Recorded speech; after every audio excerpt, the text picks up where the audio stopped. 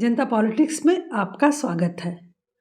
आज का विषय है इस्लामोफोबिया और हिंदूफोबिया। आपने बहुत बार ये शब्द सुने होंगे, तो आज इसकी हकीकत और इसके पीछे की राजनीति जानते हैं। सबसे पहले हम जानते हैं कि फोबिया होता क्या है। तो फोबिया शब्द ग्रीक भाषा से आया है। इसका अर्थ है डर। डर तो हम सभी के भीतर पाया जाता है, कम या ज़्यादा। लेकिन जब डर ज़रूरत से ज़्यादा बढ़ जाए तो एक गंभीर मानसिक विकार का रूप ले लेता है। इसी को फोबिया कहते हैं। किसी को ऊंचाई से डर लगता है तो वो एक्रोफोबिया कहलाता है। किसी को चारों तरफ से बंद कमरे या लिफ्ट में डर लगता है तो उसे क्लस्ट्रोफोबिया कहते हैं।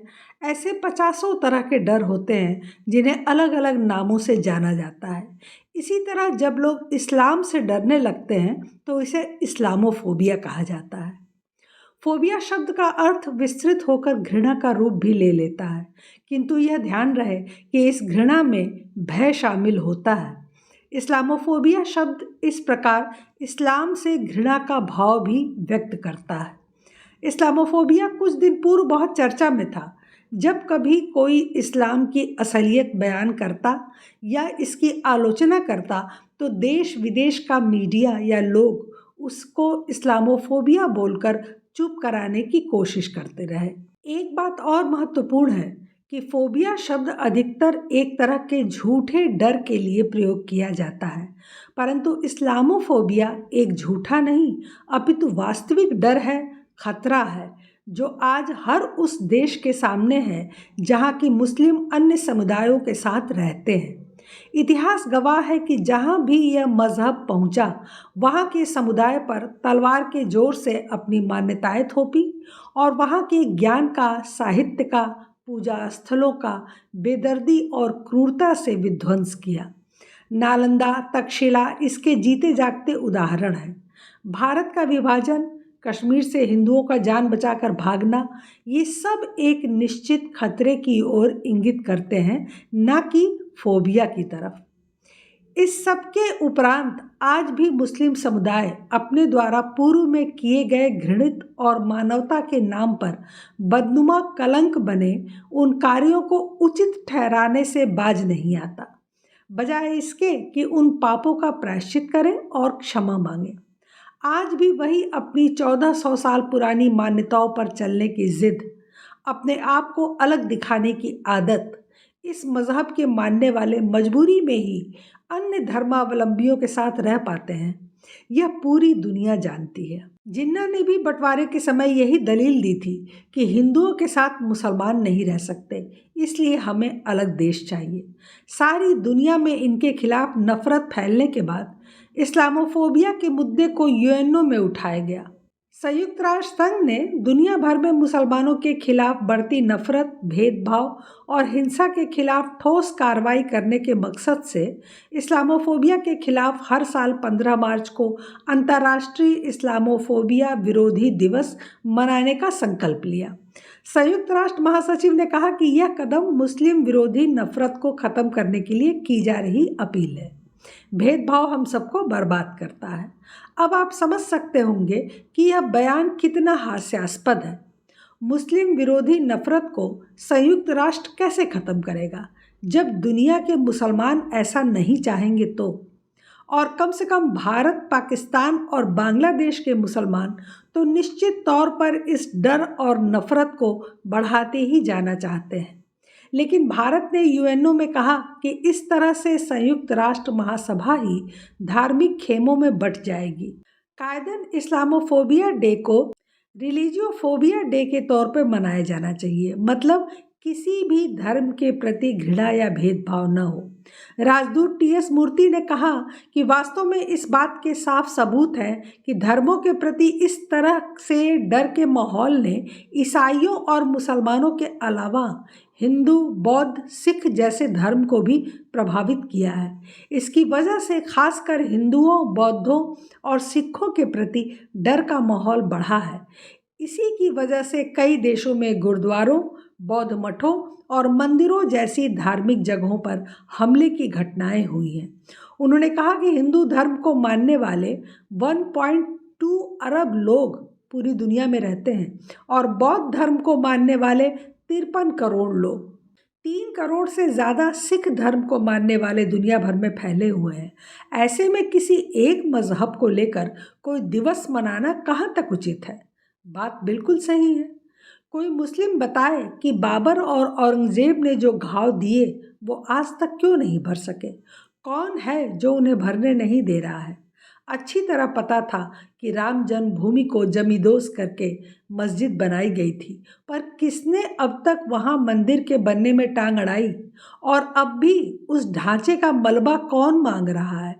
हर वर्ष 6 दिसंबर पर रोना पीटना कौन मचाता है?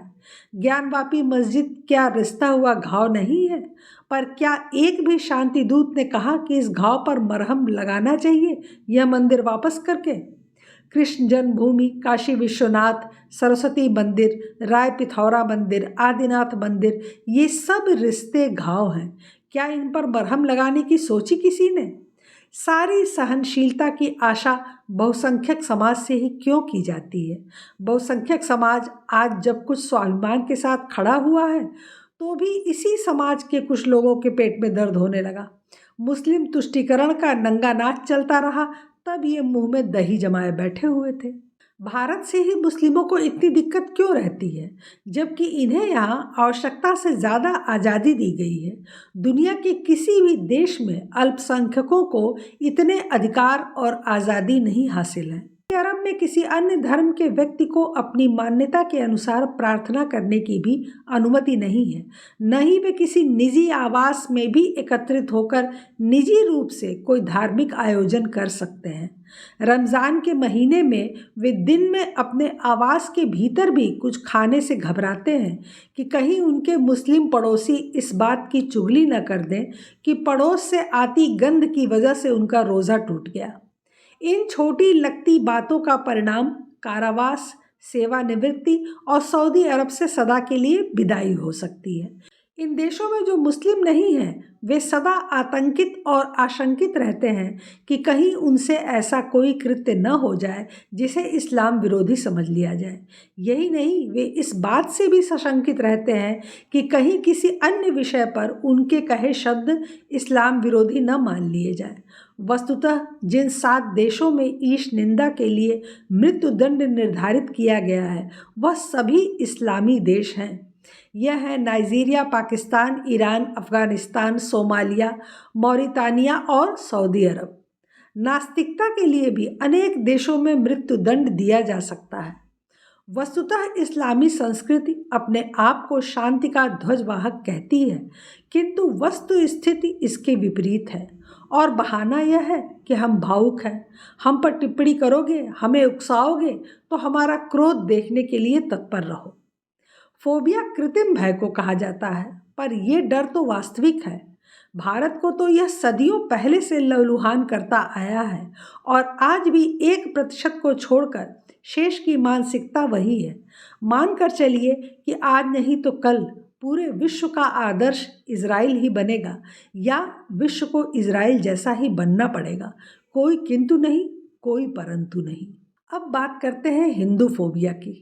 स्वाभाविक रूप से दक्षिणपंथी रूढ़वादी हैं जो हिंदू फोबिया यानी हिंदू से जुड़ी सभी चीज़ों के प्रति घृणा को हवा देते हैं, लेकिन कोई भी उन्हें गंभीरता से नहीं लेता क्योंकि हर कोई उन्हें अति आक्रामक अवसरवादियों की तरह देखता है जो कि तिल का ताड़ बनाते हैं।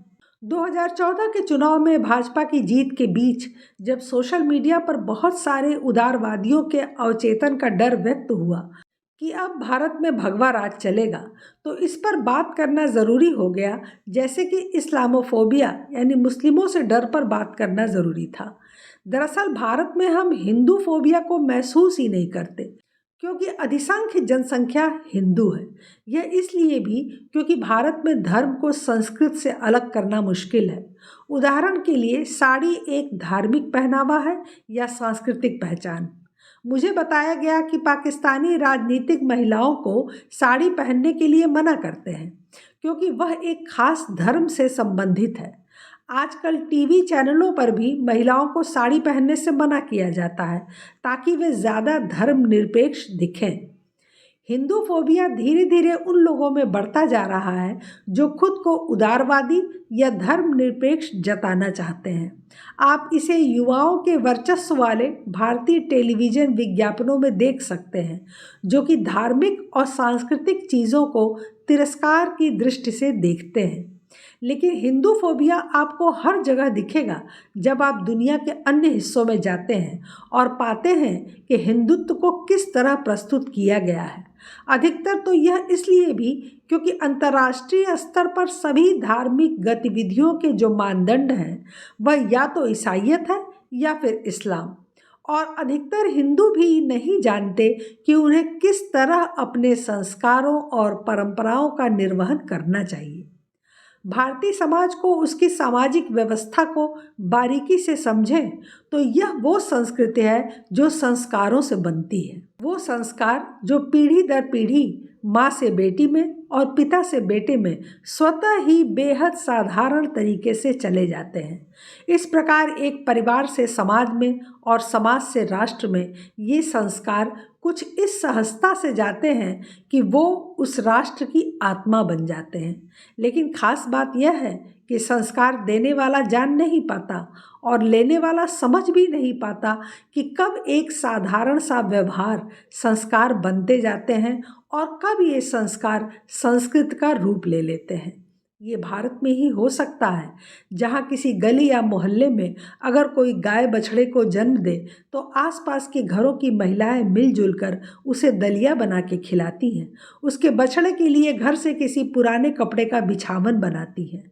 कहीं किसी नुक्कड़ पर यदि किसी कुतिया ने पिल्ले दे दिए हैं तो आसपास के घरों से बच्चे उसके और उसके पिल्लों के लिए दूध और खाने का विभिन्न सामान लेकर आते हैं। ये भारत में ही होता है कि लोग सुबह की सैर के लिए निकलते हैं तो चींटियों और मछलियों के लिए घर से आटा लेकर निकलते हैं। लोग अपने घरों की छत पर पानी से भरा मिट्टी का सकोरा और दाना पक्षियों के लिए रखते हैं।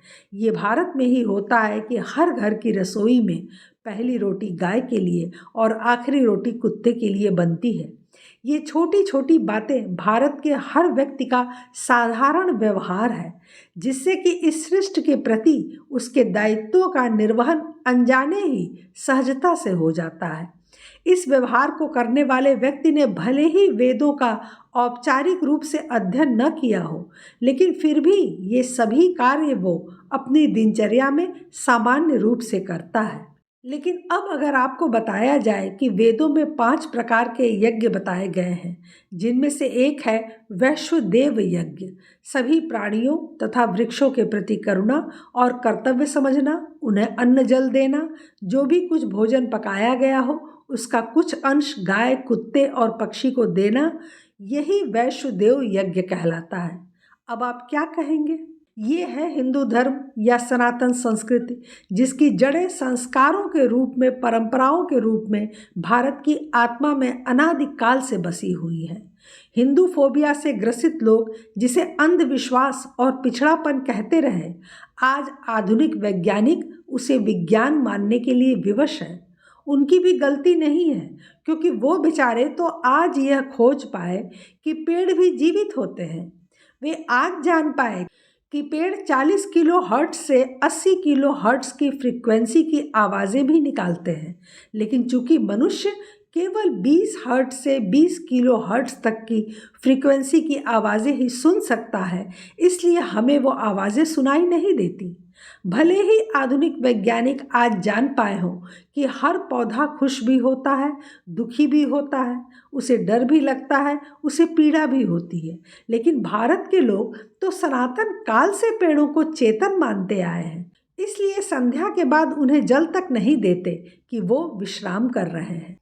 और अगर औषधि उपयोग के लिए भी यदि उनके किसी अंग को लेते हैं, जैसे पत्ते, फूल, छाल या बीज या फिर जड़, तो पहले उस वृक्ष से अनुमति मांगते हैं, क्षमा मांगते हैं। यहाँ लोग पत्थर को भी पूजते हैं और कंकड़ में भी शंकर को ढूंढते हैं। भारत के लोग ऐसे ही जीवन जीते हैं, सदियों से जीते आए हैं और आगे भी जीते रहेंगे, क्योंकि भारत की आत्मा इन्हीं संस्कारों में बसती है। यही है भारत, यही है हिंदू धर्म, यही है सनातन संस्कृति। अब इस सनातन धर्म से किसी को हिंदू फोबिया हो रहा है तो आगे आप खुद समझदार हैं। अमेरिका की जॉर्जिया असेंबली ने हिंदू फोबिया मतलब हिंदू धर्म के प्रति पूर्वाग्रह की निंदा करने वाला एक प्रस्ताव पारित किया है। यह इस तरह का कानूनी उपाय करने वाला पहला अमेरिकी राज्य बन गया है जॉर्जिया। हिंदू विरोधी कट्टरता की निंदा करते हुए प्रस्ताव में कहा गया कि हिंदू धर्म दुनिया का सबसे बड़ा और सबसे पुराना धर्म है।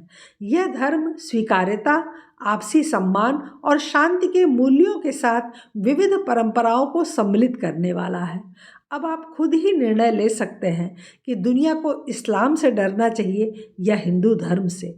इस्लामोफोबिया एक वास्तविकता है जिसे दुनिया झेल रही है और समझ रही है, जबकि हिंदू फोबिया मात्र सेकुलर्स और वामपंथियों का गढ़ा हुआ भय है, क्योंकि अपने संस्कृत और संस्कारों से ही हिंदू धर्म चारों ओर फल फूल रहा है, बढ़ रहा है। फिलहाल आज के लिए बस इतना ही। हमारे चैनल को सब्सक्राइब करें, लाइक करें और शेयर करें। अपने विचार हमें कमेंट बॉक्स में ज़रूर बताएं। धन्यवाद। नमस्कार।